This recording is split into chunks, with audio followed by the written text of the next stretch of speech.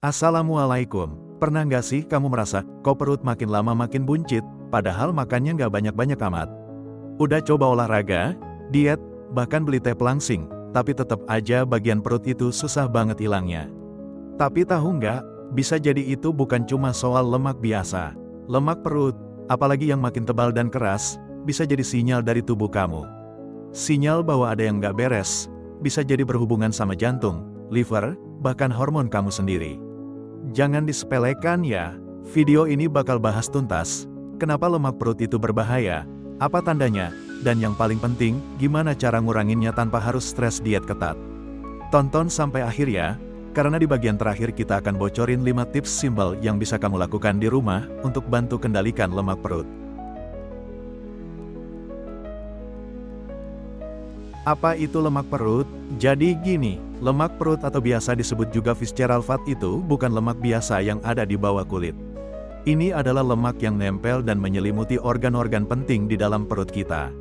Seperti hati, pankreas, dan usus.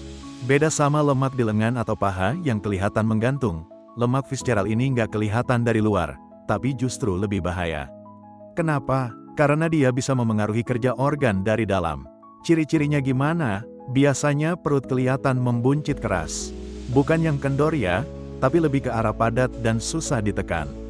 Ukuran pinggang juga bisa jadi petunjuk.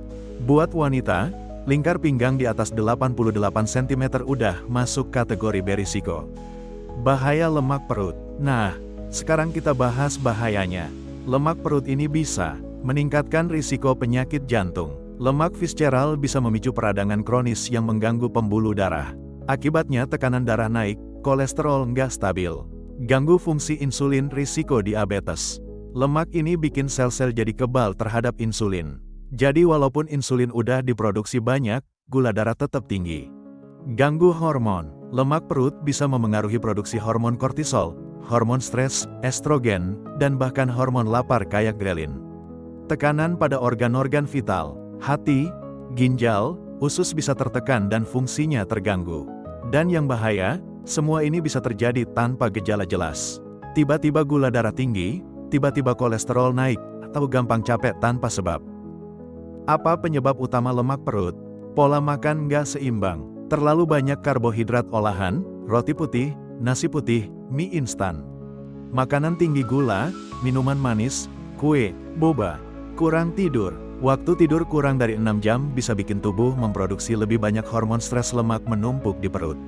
Stres berlebihan. Stres kronis meningkatkan hormon kortisol, dan hormon ini langsung nyuruh tubuh simpan lemak, terutama di area perut. Kurang gerak. Duduk seharian, kerja di depan laptop, jarang olahraga. Hormon berubah, usia 30 ke atas. Metabolisme melambat, hormon estrogen mulai turun.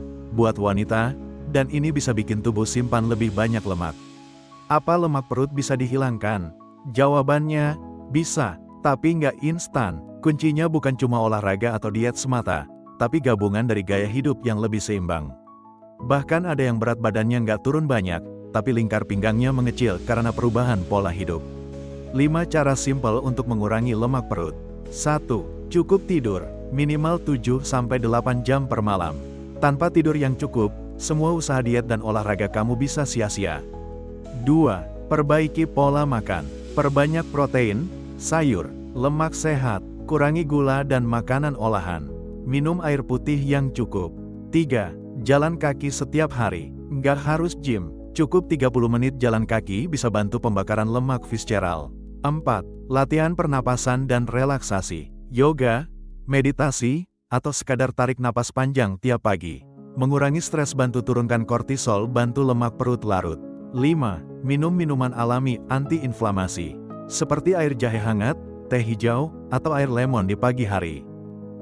Ingat ya, lemak perut itu bukan soal penampilan aja, tapi bisa jadi sinyal dari tubuh bahwa ada yang perlu diperbaiki dari dalam. Jangan tunggu sampai muncul penyakit baru mulai berubah. Mulai dari langkah kecil, jalan kaki 15 menit, tidur cukup, kurangi makanan manis, dan relaksasi rutin. Tubuh kamu pasti berterima kasih nantinya. Kalau kamu ngerasa video ini bermanfaat, boleh banget klik like dan share ke teman atau keluarga kamu yang juga lagi berjuang mengurangi perut buncit. Dan jangan lupa, subscribe, karena setiap minggu kita akan bahas tips sehat lainnya yang lebih simpel dan praktis untuk kehidupan sehari-hari. Sampai ketemu di video selanjutnya.